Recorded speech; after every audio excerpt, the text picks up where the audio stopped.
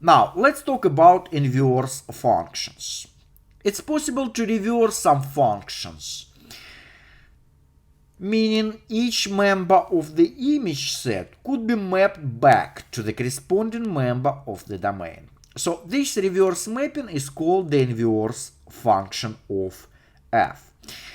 Let's have a look at the diagram. So we have a function f that maps a to b. We have the object x that corresponds to y value. So now this y also could be mapped back to x. So f to the negative 1, this is a standard notation for inverse function. That means f inverse. Now, if there exists a function g that maps the output of f back to its input, so using the notation g of x maps f of x to y, then the function g is called the inverse function of f, and it's denoted by symbol f to the negative 1, which is g. So again, input maps to output, and we are going back, get back from output to the input, original input. Notice that not every function has an inverse. Now, basically the inverse of a function undoes the function, so it maps the output of a function backwards to its input. Notice another remark that f inverse function is not 1 over f, so it's not the reciprocal.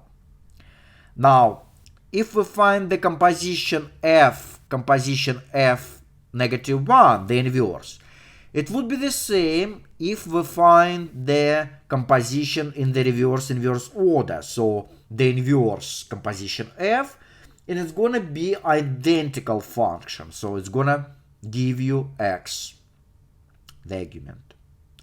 Now, let's have a look at example. Say we need to find the inverse for the function f of x equals 8x plus 3.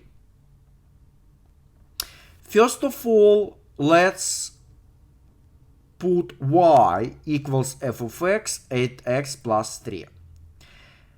Let's say x equals f negative 1 of y. All we want to do, we want to solve our equation for x. So set y equals 8x plus 3. We are going to solve it for x. So by isolating, getting x alone. So move 3 to the left side by subtracting 3 from both sides. Now, we're going to swap the order, so 8x equals y minus 3. In this equation, we're going to divide by 8 in order to isolate x. So remember, we are looking for x. Now, ux is going to be y minus 3 over 8. And now, instead of x, we're going to put f negative 1 of y. That's going to be the next step. Now, we're going to replace y with x everywhere y appears. So f negative 1 of x is going to be x minus 3 over 8. So this function is going to be the inverse.